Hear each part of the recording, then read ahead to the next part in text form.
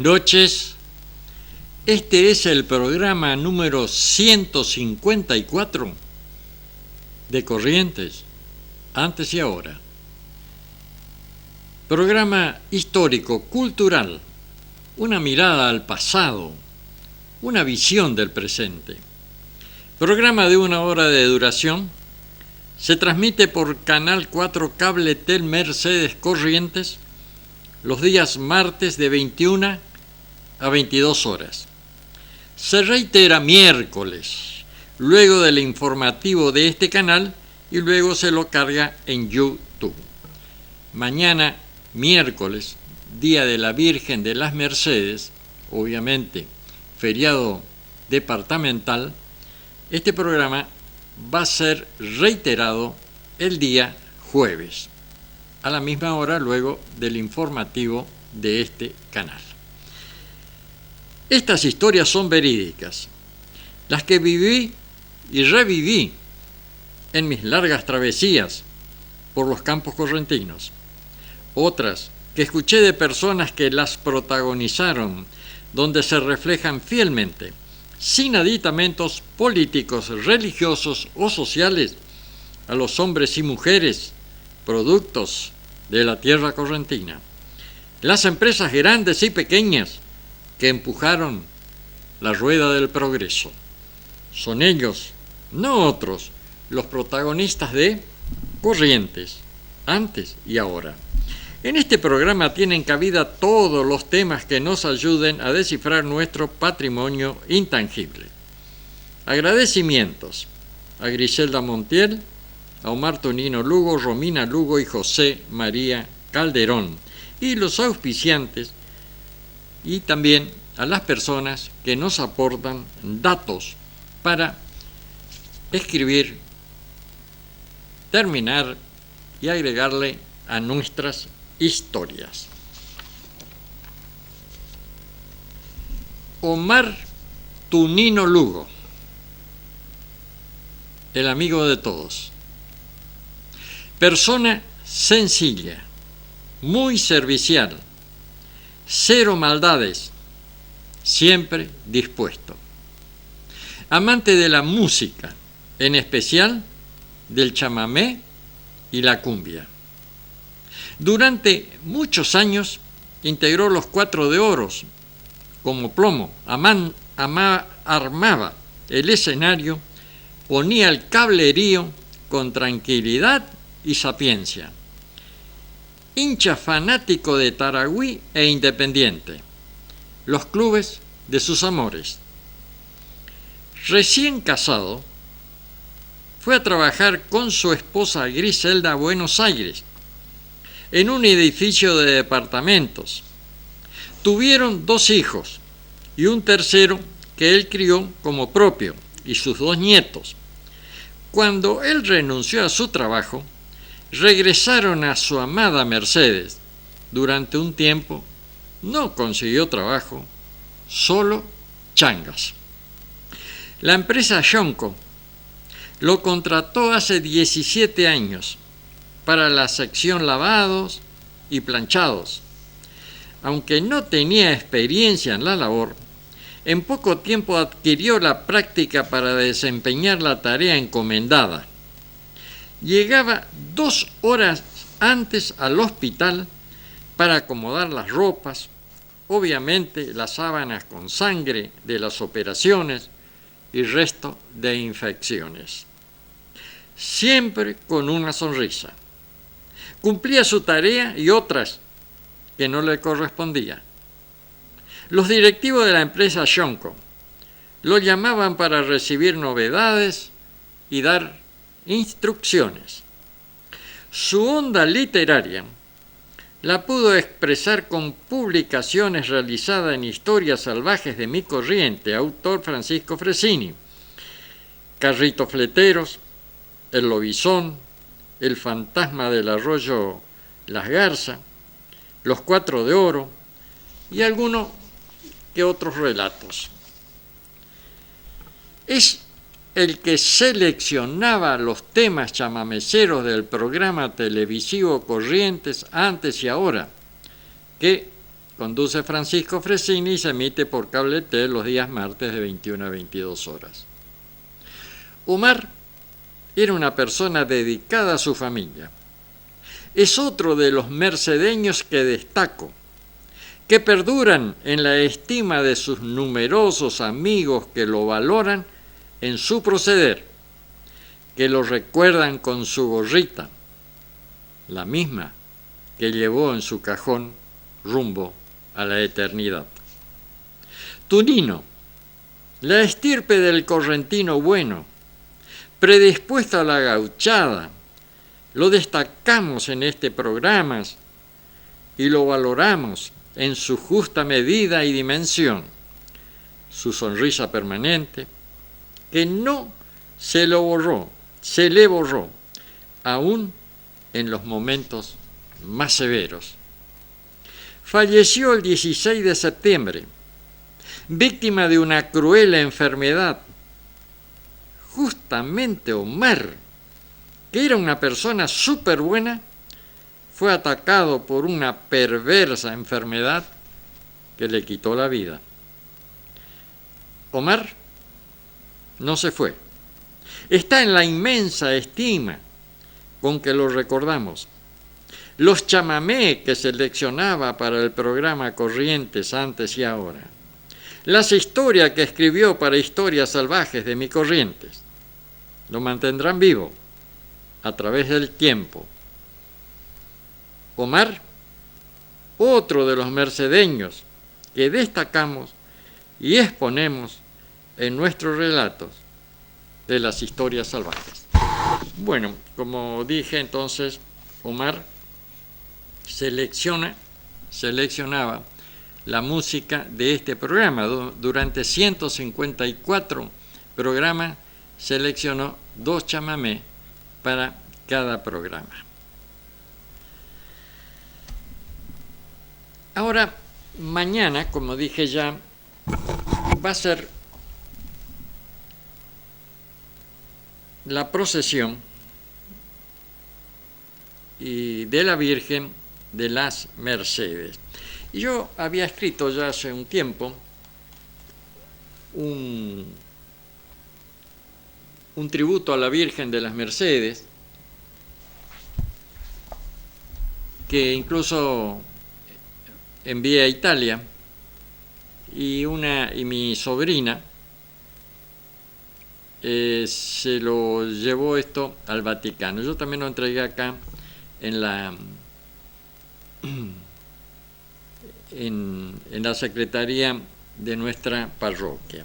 Voy a leer algunos de los párrafos de este trabajo. Una palabra austera en la alabanza y precisa en las realidades, valorizando el trabajo, el esfuerzo del hombre y la mujer de los campos correntinos, que se sienten orgullosos de pertenecer a esa raza e ignoran los cánticos de la explotación declamados por personas que hacen uso de esos versos musicalizados en beneficio de sus apetencias personales y sectoriales. La Iglesia es el instrumento de Dios nuestro Señor y de nadie más. Tiene sus representantes en la tierra, que difunden la doctrina como una contribución a la paz y la armonía mundial, donde el ser humano es excluyente. Es el ser que sufrió y sufre vejaciones, torturas, muertes por parte de personas que contradicen las normas de convivencia y explotan a sus semejantes sin piedad.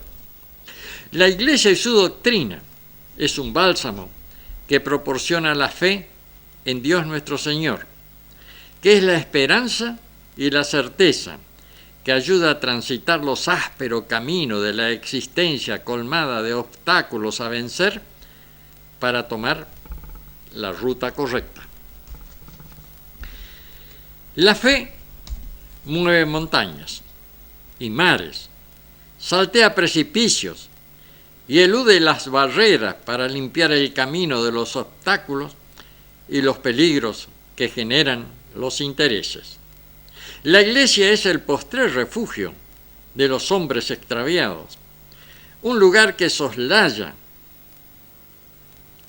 de soslayo, de reflexión, de vuelta a la vida, de un nuevo nacimiento. La labor de la iglesia abarca muy distintas actividades, cubriendo con su manto protector a sectores desprotegidos y olvidados. Es un termómetro que toma la temperatura de la sociedad y acude a socorrer las agudas necesidades de una comunidad cada vez más complicada y necesitada de un auxilio verdadero ante la desplicencia y el desinterés de otro. En la viceparroquia de Itatí, a cargo de entonces del párroco Vicente Mendieta, en el barrio Itatí, se puso en marcha el primer comedor comunitario que funcionó en Mercedes y se le dio de comer a más de 200 niños y algunos mayores desvalidos, allá por los años 1986. Acompañé al padre Vicente en esa gran obra de solidaridad, de asistencia a los niños. El comedor fue como un puntapié inicial para otros emprendimientos. La palabra y el ejemplo de Dios nuestro Señor se difunden y se amplifican para una comunidad que necesita y reclama un camino de luz y de esperanza, un camino que los lleve a buen destino, a un mundo real y posible, un destino que será el reflejo de nuestras acciones. Ganarás el pan con el sudor de tu frente, con tu esfuerzo, con tu dedicación, con el trabajo diario y con tu capacidad, tu capacitación, con el respeto al prójimo, con humildad, conscientes que la vida es solo un pasaje, una estadía que puede ser breve o más extensa. La vida es una gracia divina, con normas que deben seguirse, no vulnerarse, para asegurar una convivencia pacífica. Los infortunados son parte de la vida. Los infortunios son parte de la vida, al igual que los momentos felices. La silenciosa labor pastoral marca el camino, está en nuestro seguir la ruta, está en nosotros transmitirla a través de nuevas generaciones como una contribución a un mundo mejor, por el que Cristo fue crucificado. Al subir a los cielos, retornar a su reino, dejó a los humanos la responsabilidad de ejecutar y transmitir su legado inmortal hasta el fin de los tiempos. Y bueno, nuestro templo, al instalarse el Consejo Municipal de esta villa de las Mercedes, el 7 de febrero de 1864, el primer gobierno comunal, enseguida comenzó en el pueblo la gran preocupación por un nuevo templo que se traducía en reuniones de este Consejo Municipal. La primera constancia de donación por parte del nuevo templo data de la sesión de marzo de 1864. Pedro Cabral entrega 12 patacones para la construcción del templo. El 24 de mayo de 1864 se nombra la comisión que debe ocuparse de recaudar los donativos para la obra del nuevo templo, quedando conformada de la siguiente manera: presidente, cura, vicario, don Camilo Mesa; vocales, los señores Juan T. Martínez, Juan R. Achinelli, José Niveiro, Juan Duagón e Isidro Delgado. El 19 de marzo de 1865 se presenta por secretaría una nota de don Ángel de la Vega adjuntando un plano para que el templo proyectado y un pliego cerrado del Ministerio de Gobierno, incluyendo un informe del perito arquitecto relativo al mismo plano, En esta misma sesión se fija el lugar donde tendría que levantarse el nuevo templo.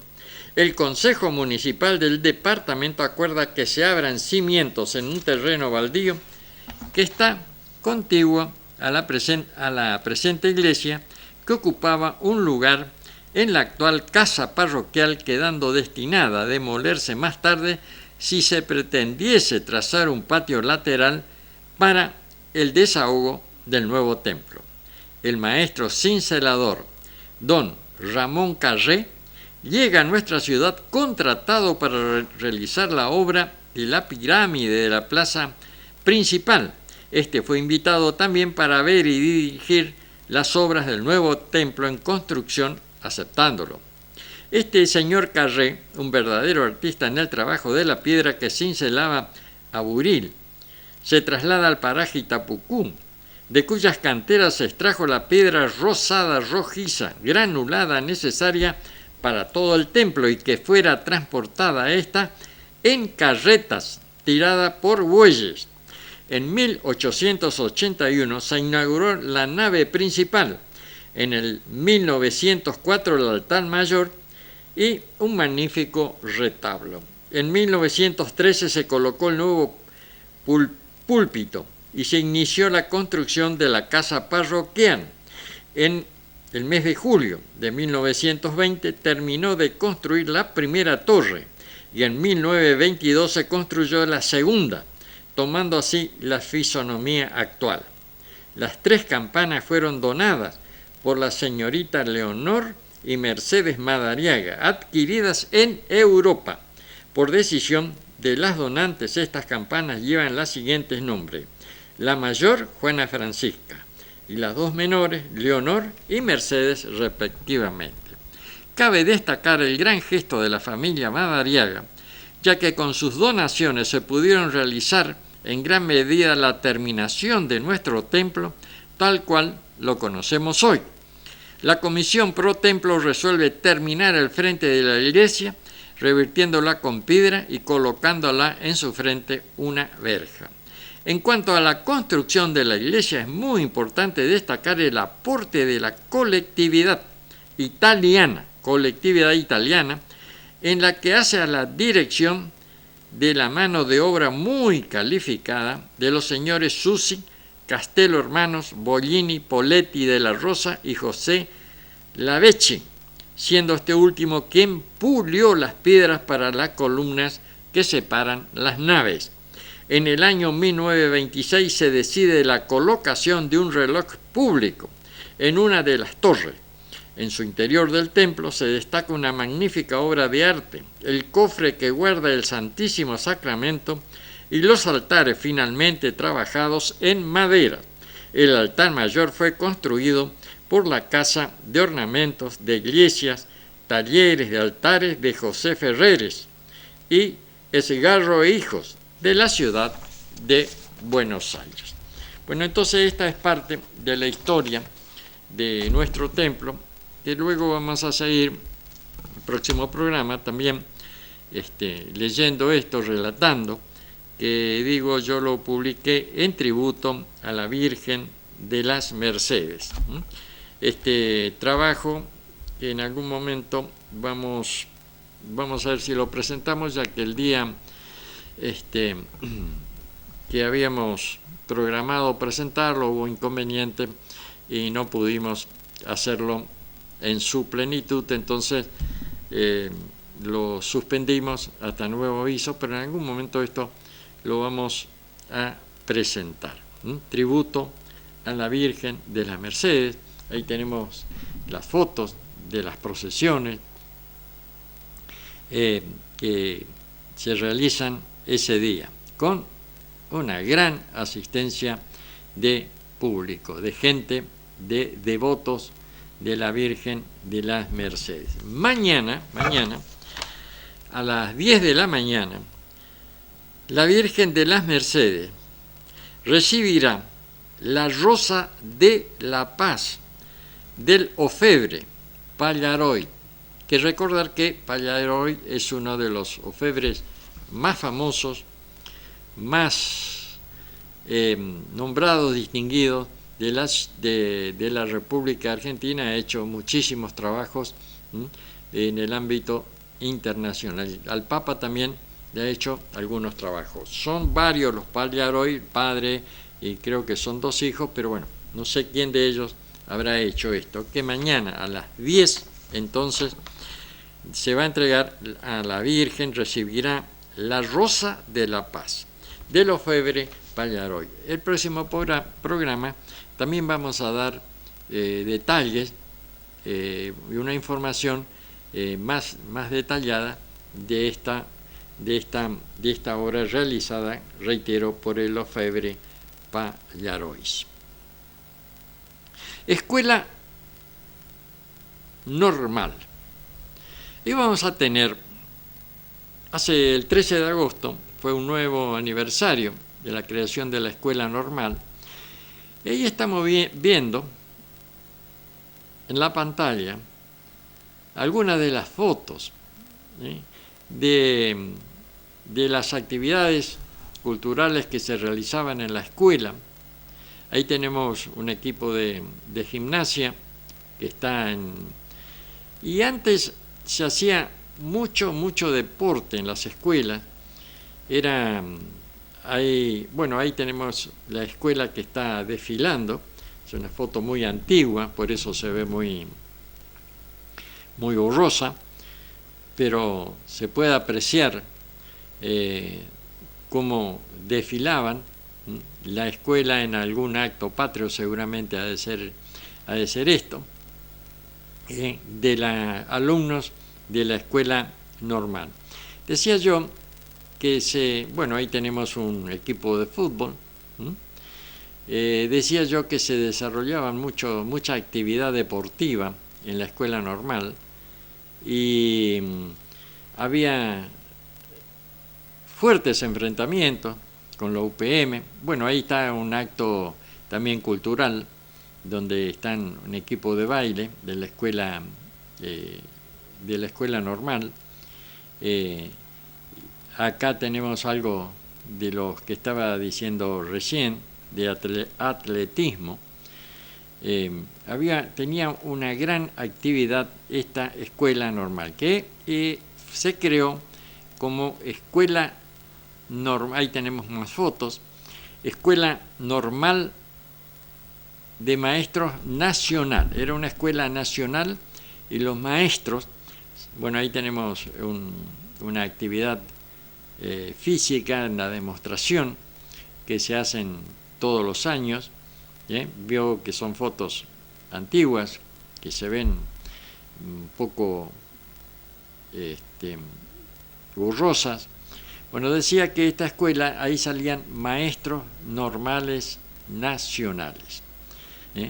Y luego esta escuela pasó al ámbito de la provincia, pero era la escuela y los maestros que allí salían con una gran capacitación, ya que desde, no sé, creo que de tercer año o cuarto comenzaban las prácticas, y eran unas prácticas que las seguían cada maestro, las clasificaban obviamente, y las alumnas que hacían estas prácticas en los grados preparaban con mucho cuidado, con mucho esmero, las clases que ellos daban y luego eran obviamente clasificadas.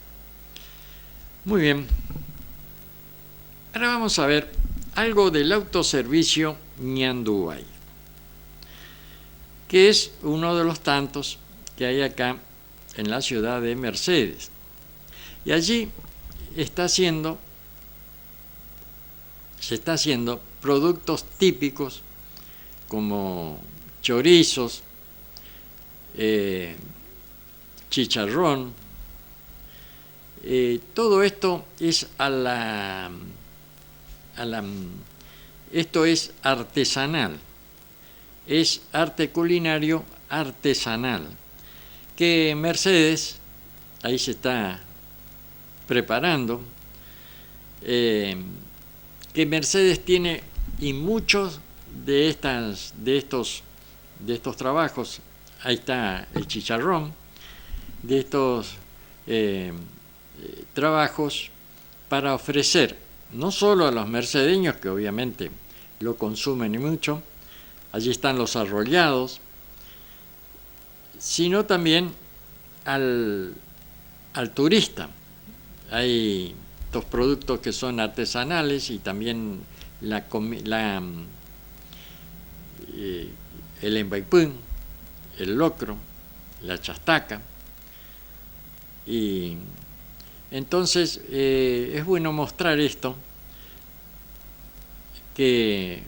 para que se difunda y que se valorice el trabajo de los artesanos culinarios, de los muchos que tenemos en la ciudad de Mercedes. Esto, reitero, es en el autoservicio El Ñandubay. Bueno, muy bien. Ahora vamos a ir a un chamamé. Un chamamé que ya que lo volvió, que esto nos dejó grabado Omar Tunino Lugo. Él ya no estaba muy bien, ya estaba siendo afectado por esta gravísima enfermedad. Sin embargo, él aportó lo suyo para este programa. Chamamé El Toro, por Mario Ramírez y la Nueva Yunta.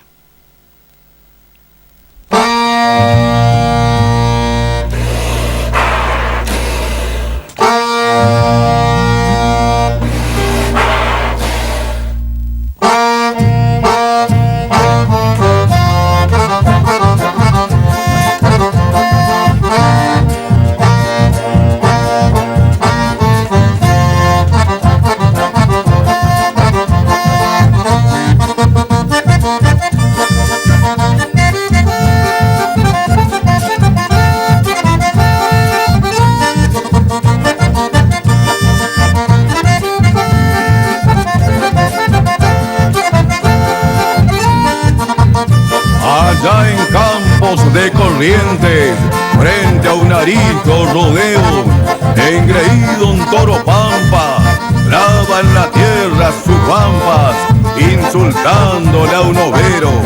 Se hace un claro junto al monte, iniciándose aquel duelo, hecho embestidas y aguampas, las pezuñas que levantan el polvo que va hacia el cielo. Cuando todos se diluyen como un saldo en la contienda, al morirse aquella tarde queda una mancha de sangre y un pampa menos en la hacienda.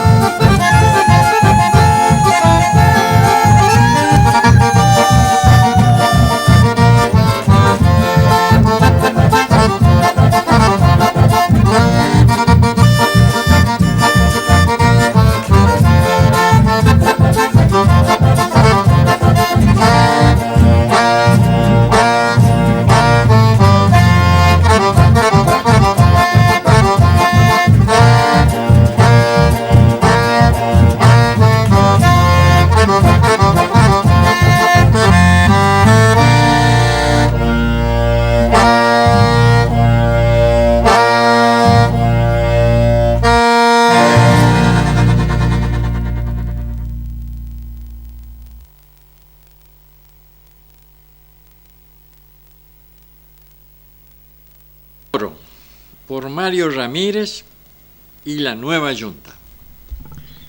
Ahora vamos a ir al trabajo, al libro que publicaron Manuel Gauna y Ruperto Alegre.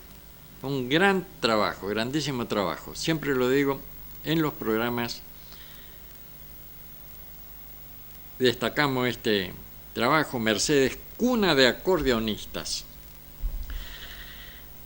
Arriola, Hugo, Miguel e hijos.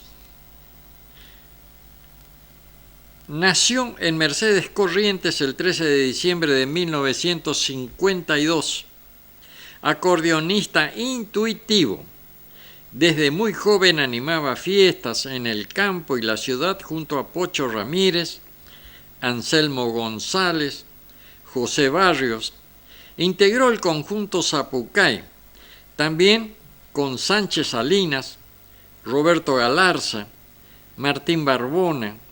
Luego viaja a Buenos Aires continuando con la música en acordeón a piano. Actualmente continúa junto a sus hijos, continuando con el éxito ya en el Gran Buenos Aires. Huguito Arriola y Miguel Ángel Arriola, jóvenes acordeonistas, hijo de Tigre, que ha aprendido naturalmente escuchando a su padre y a su tío. Han formado conjunto con el dúo Vera Ledesma, de la provincia de Buenos Aires, también con el dúo Sánchez Quintana y los mercedeñísimos hermanos Ábalos, Yuyo y Pedro Ábalos. Actualmente integra la hermana más chica, Mariel Arriola, en acordeón. Así se conforma actualmente el conjunto de Hugo Arriola y los Arriola. Bueno, reitero, esto es un trabajo que había de Miguel Manuel Gauna y Ruperto Alegre. Hermanos Aranda, nacido en Mercedes, desde su niñez marcan una línea de imponderable valor musical. Ejecutan el acordeón con su abuelo don Ignacio Peloso, de la familia musiquera. Adelante, chicos, continúen por esta senda. Aranda Carlos Ramón nació en Mercedes 25 de abril del 2000. No posee conjunto propio, pero se encarga de animar reuniones, juntas y serenatas. Aranda José Javier nació en Mercedes en 1997. Aprendió a ejecutar el instrumento con su hermano Alfredo y su abuelo Ignacio Peloso. Integran el conjunto Los Cuñados desde hace 8 años. Bueno, estos son entonces algunos de los acordeonistas que están en este libro que realizaron. Y también vamos a leer La Virgen Correntina. Virgencita de Corrientes, traigo un presente ante tu altar. Paz y alegría nos has dejado y gran consuelo a nuestro hogar. Cuando caen las tardecitas, mi alma se agita en tu mirar. Con esperanza yo vengo a honrarte y voy contigo a peregrinar. Tú eres mi amparo y mi refugio, a toda hora Virgen Cambá, porque eres digna de venerarte y darte gracias. Llego a tu altar. La caravana de peregrinos, vamos unidos en comunidad. Somos nosotros con fe y con ansias, cantamos salmos por tu piedad. Porque has tenido misericordia y a toda hora conmigo estás, cuando mi alma necesitada, tú iluminaste mi oscuridad. Esto entonces lo escribió Manuel Gauna en 1997.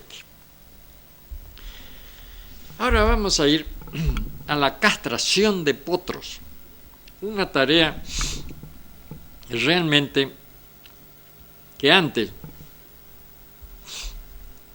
en los campos eran una tarea de fundamental importancia. Los potros, los caballos, son castrados, porque si se los deja entero, andan detrás de la yegua, se ponen nerviosos, no se engordan, no sirven para trabajar, entonces se los debe castrar. Antes, no sé ahora, los campos tenían las estancias, un corral redondo. Allí se ponían los potros de 2 años, los potros machos. Se los enlazaba, se los pialaba, cuando caían 2 o 3 peones, los apretaban. Entonces venía el castrador. Entre los castradores no eran todos, eran solamente algunos, como yo recuerdo a Polonio Soto, José Bentancur, Rosendo Cubilla, Castillo, que algunas estancias, estos los llamaban a ellos para ir a castrar los potros, a pesar de que ellos no trabajaban en esas estancias. Y tenían un cuchillo que cuidaban muy mucho, el cuchillo castrador, que con este cuchillo no debían cortar ni cebolla ni ajo, prácticamente era como un bisturí, casi para esta tarea nomás. A pesar de todo el cuidado, porque se ponía en un desinfestante, yo no sé si no era la caroína lo que se diluía y se desinfestaba, pero de todas maneras muchos potros morían de tétano, porque antes no había inyecciones, no había para combatir esta enfermedad, y cuando se andaba después de las castraciones se recorría el potrero, y cuando se los veía algunos ya un poco triste, se decía: le picó el tétano. Estos animales irremediablemente morían en alguna oportunidad, y muchos murieron, potros muy muy lindos, pero bueno, no había nada para combatir esto, a pesar de que se tomaban todas las precauciones, aunque miren, ahí se caía en el corral, esto no era muy higiénico. No sé ahora cómo los castrarán, seguramente tendrán otro sistema, otro método. Y bueno, como decía entonces, y yo recuerdo que yo era muy chiquito y en la estancia, habré tenido 4 o 5 años, no sé, en la estancia La Catita de mi abuela, estaba ahí y me habían regalado un lazo que me hicieron, especial porque era mucho más fino, y yo lo puse en el corral. Cuando pasaron, le puse como una trampa, digamos, y yo afuera teniendo la punta del lazo. Cuando pasaron los potros, tiré la trampa que le había puesto a los potros, mientras los peones obviamente algunos los enlazaban, los pialaban, uno lo enganché de una de las patas y el potro me arrastró y me hizo pegar la cabeza contra un palo del corral. Lógicamente no me llegó a cortar, pero un buen chichón y el susto de mis abuelas y de mi mamá y demás. Bueno, ese es el recuerdo que tengo de una de las tantas veces que he estado en las castradas de potros. Esta es una tarea que se llevaba, como dije adelante, que se llevaba en esa época en los campos, en todas las estancias, y normalmente se dejaban 2 o 3 para padrillo, y en algunos casos se intercambiaban con otras estancias para evitar la consanguinidad. Todavía no había muchas cabañas para adquirir los padrillos, y entonces, reitero, se dejaban los mejores, se los dejaba entero para luego que sean padrillos de esa estancia, o también se los podía cambiar con otras estancias. Los caballos ahora, obviamente los caballos de carrera o de polo, estos que tienen mucho valor, no se los castran, porque una vez que terminan su labor, para decirlo de alguna manera, en los hipódromos, muchos ya se van para padre. Y entonces, para mantenerlos más tranquilos, se le inyecta, no sé, algún tipo de hormona, alguna cosa para que el animal esté más tranquilo. Bueno, muy bien. Ahora vamos a ir a los psicotrópicos. Este es un libro que publicó Gustavo Clausen y me lo obsequió este y otros, que hay una gran... Es un gran libro este. Se debería, creo que, insistir más en difundirlo, los artículos. Y habla, por ejemplo, sobre el alcohol. El alcoholismo es una dependencia con características de adicto a la bebida alcohólica que deprime al sistema nervioso central. El alcoholismo, tal como es el nombre de la enfermedad, es responsable no solo de la muerte de cientos de miles de personas año a año, sino que también de la miseria y la condena de la familia del alcohólico, pasando por la desnutrición, las malformaciones en los fetos de las mujeres embarazadas alcohólicas. Su fórmula es el mismo alcohol medicinal llamado etanol, el cual es el de toda bebida alcohólica, variando únicamente su modo de preparación y su graduación, medida en grados alcohólicos, que toda bebida trae impresa en la etiqueta. La causa del alcoholismo, por lo menos la principal, es provocada por la influencia psicosocial del ambiente en el que vive la persona.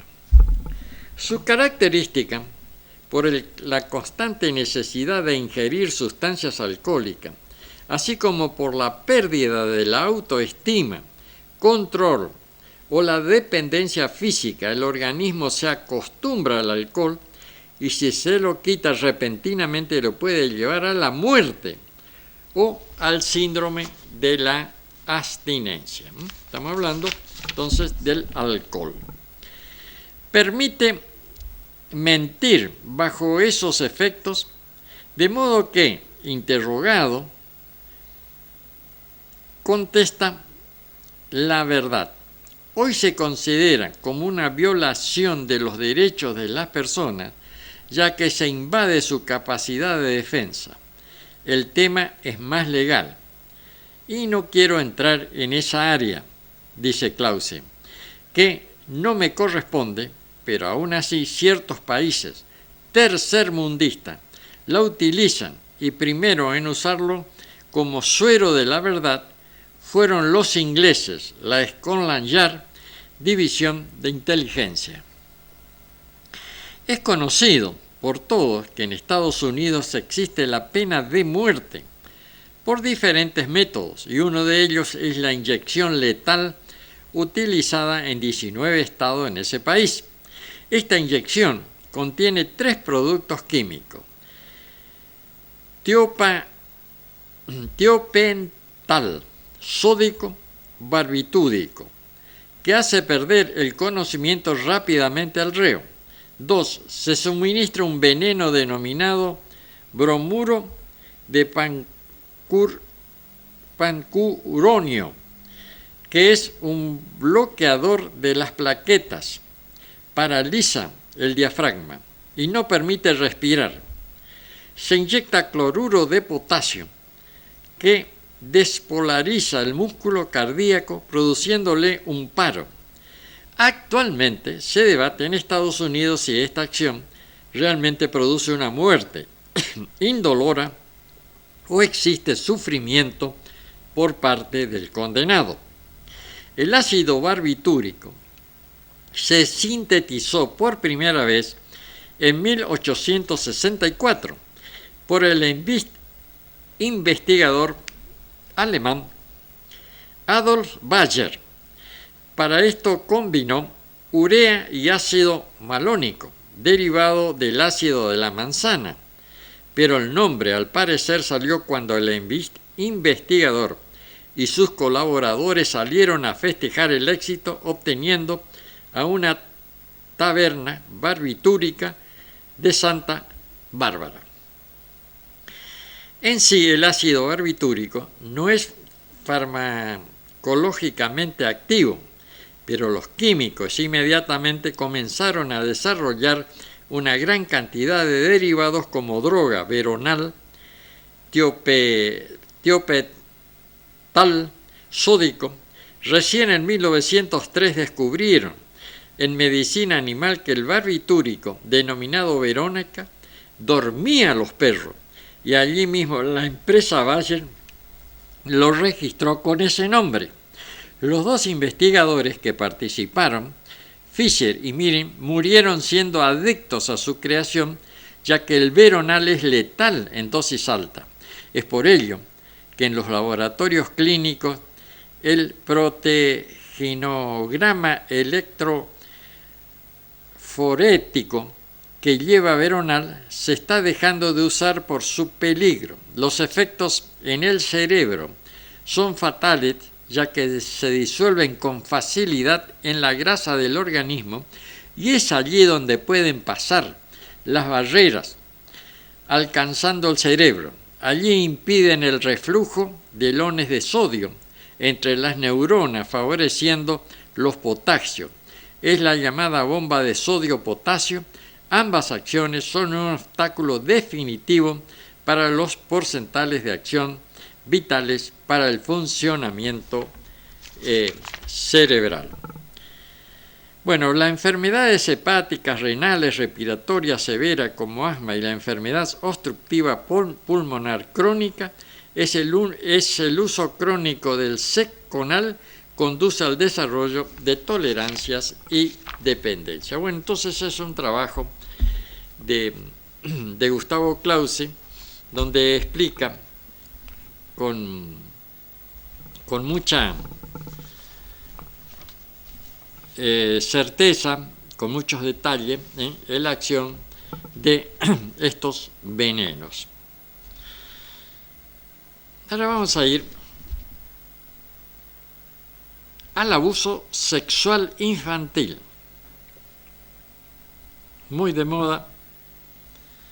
El abuso sexual infantil, que incluye contacto sexual generalmente un hombre y un niño o niña, ha reportado por el 20% de las mujeres y entre un 5 y un 10% de los hombres, según cifras de la prestigiosa revista Nature.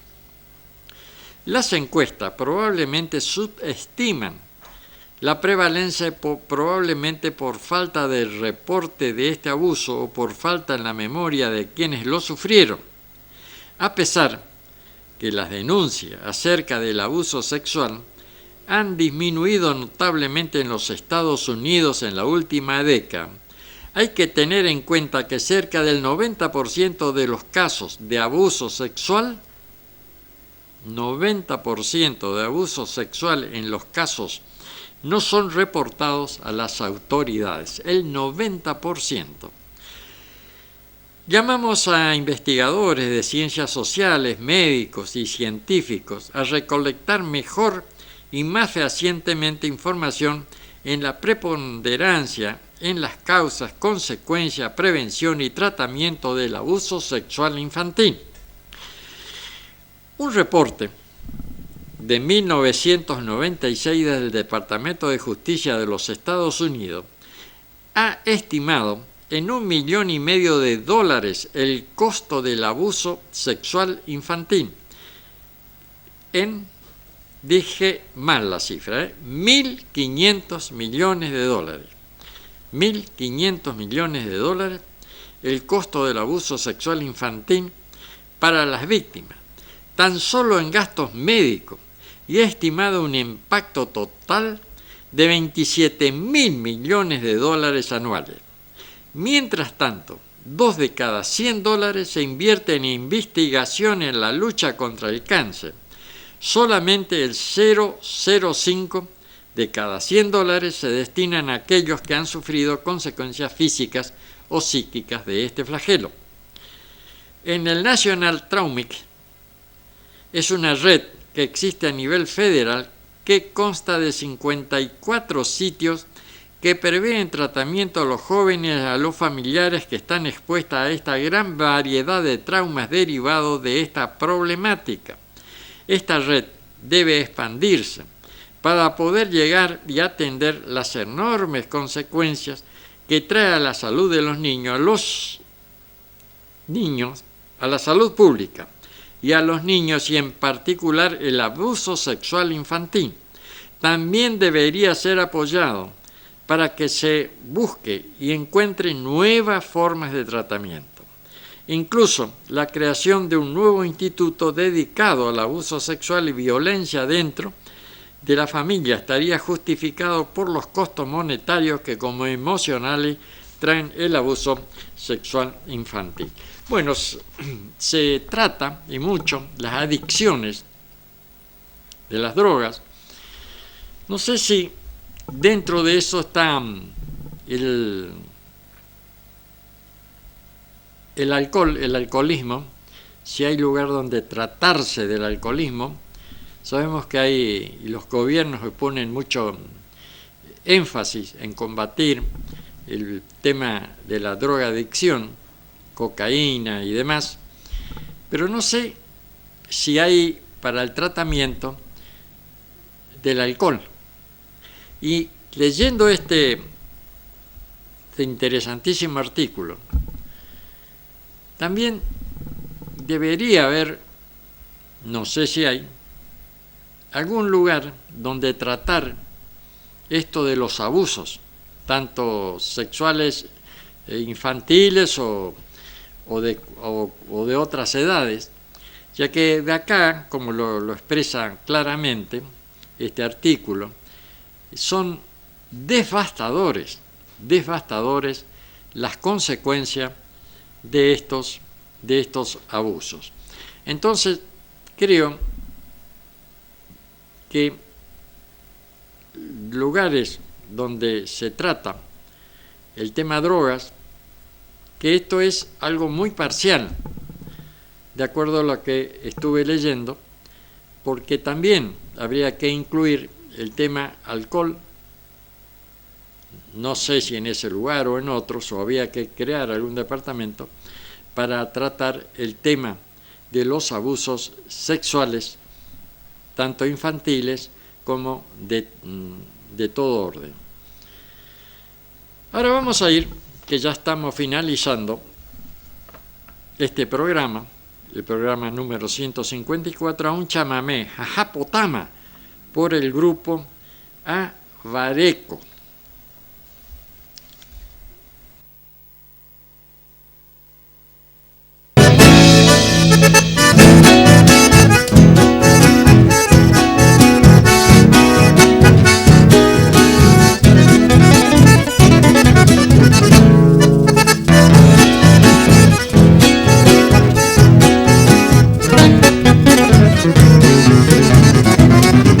Adiós Colonia, Florencia, Guillermina y el Rabón. Adiós gente por ahí, don Rogelio, la Amazon. Adiós don Luisito Ventos, Villa y Tartagal. Adiós Ingenio, Las Toscas y la zona forestal. Adiós Capatas de playa, perdona, che despedida. Usted sabe que una cosa se fue llevando mi vida. De luto quedan los campos, muy triste el manzar. Si alguna noche en el monte hasta me vieron llorar.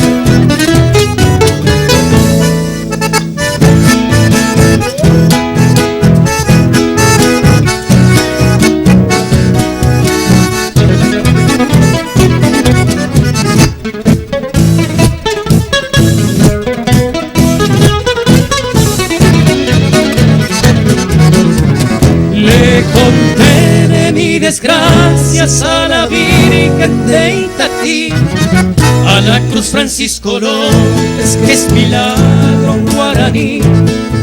O paite macha esperanza, socañé, te linda moza, imposible con los santos y la Virgen milagrosa. Dejé que pasaran años, dejé que pasara el tiempo. Adiós, mi sargento Aranda, haré con presentimiento. Adiós para siempre, adiós, que llore el que me ha querido y aquel que me levantó, que no me eche al olvido.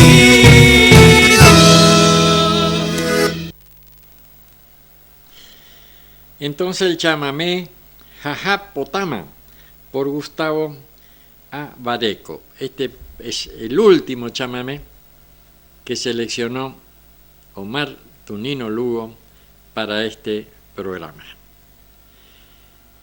Esto ha sido todo para este programa. Si el destino así lo permite, el próximo martes estaremos nuevamente con un programa de similares características y recordando que, porque mañana es el día de la Virgen de las Mercedes, este programa va a ser reiterado el día jueves, luego del informativo de este canal. También lo vamos a cargar en YouTube. Tengan ustedes muy buenas noches y muchas gracias.